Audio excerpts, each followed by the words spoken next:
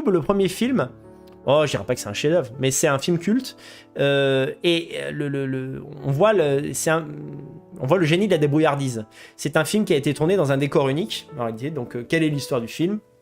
Ce sont des personnages qui ne se connaissent pas entre eux, qui sont 7, si ma mémoire est bonne, et qui se retrouvent, enfin, qui se réveillent, et ils se trouvent dans un lieu qu'ils ne connaissent pas, et qui est un cube géant, comme une pièce, en fait. Et il y a 4 sorties dans ce cube. Et donc, elle se dit, mais qui nous a endormis? Pourquoi on est là? C'est quoi ici? Donc, bon, je vous montre l'affiche du film, qui est connue. Ne cherchez pas une raison, cherchez une issue. Sega, c'est plus fort que toi, ça ressemble un peu à... La solution est en vous. À l'époque, on se faisait pas chier pour les slogans, quoi. Donc ça, c'est l'affiche. J'essaie de vous montrer une image. Voilà, donc il y a un aspect totalement claustrophobique dans le film, qui est assumé. Donc là, on voit...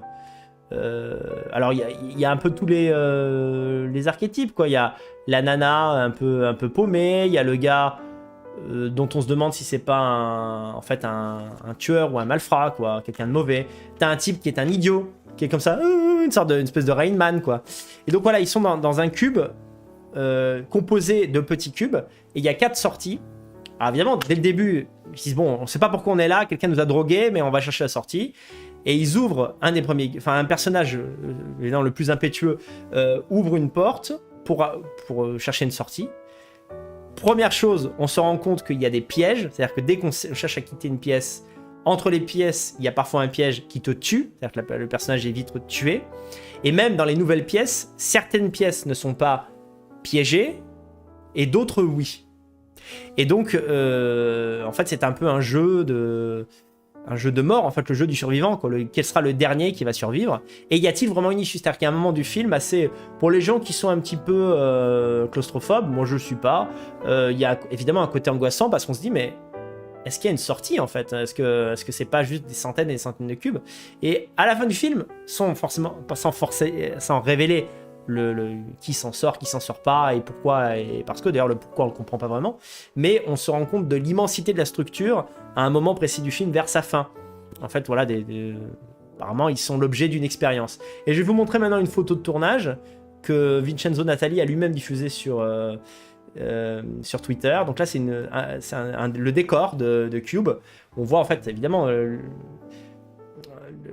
la mise en scène te donne l'impression que les cubes sont fermés à chaque fois, mais non, c'est un décor de cinéma, donc il y a une échappatoire, en fait, tout ça est artificiel, et on voit comment ça a été... on voit l'envers du décor, on voit aussi l'énormité de la caméra. Les caméras cinéma, c'est quelque chose. Alors c'est un film, voilà, c'est une expérience sociale, c'est un film qui a un budget, pour un petit film assez correct, de 200, si je vais vérifier, c'est 250 000 $. Donc vous voyez là, on monte un petit peu dans la gamme des budgets. Je clique pour être sûr. Sorti en 1997, c'est vraiment un film. Je me souviens, ça avait vraiment marqué. À l'école, on l'avait tous regardé, puis on en parlait. Il y avait vraiment eu un gros succès. Bah, pareil, c'est un film qui est extrêmement rentable. Budget 250 000 $. Voilà, estimation 360 000 $ en dollars canadiens. Bon, c'est un petit film malin. Tu le vois une fois, t'as pas forcément besoin de le revoir 2 fois. Mais ce qui est intéressant, c'est la... Ah bah tiens, il y a encore une autre... Je crois que c'est le premier personnage qui meurt, si je me trompe pas, au tout début, donc je peux le révéler. Bon, c'est un peu un jeu de massacre, c'est-à-dire on dit qui va mourir dans la pièce suivante. Mais c'est un film malin qui montre l'imagination d'un auteur qui vient de naître, Vincenzo Natali, et qui l'a confirmé avec des films de qualité derrière. Voilà comment on peut réaliser pour moins d'1 million un film qui marque son temps, qui fait l'objet d'un culte, qui a un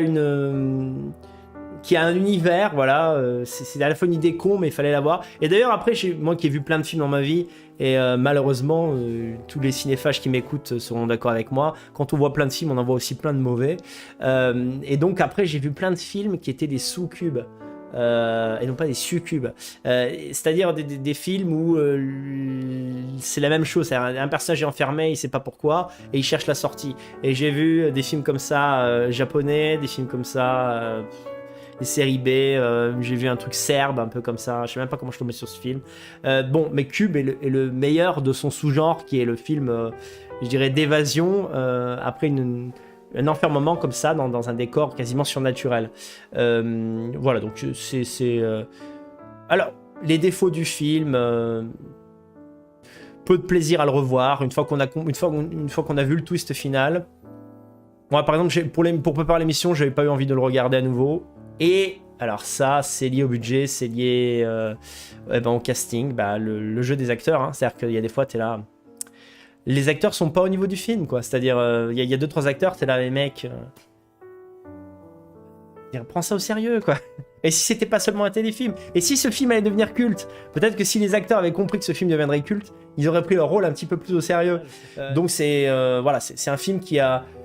on peut pas dire qu'il a vieilli, simplement c'est une expérience de cinéma à voir une fois, et qui montre comment on peut se démerder avec un budget réduit pour faire une œuvre unique.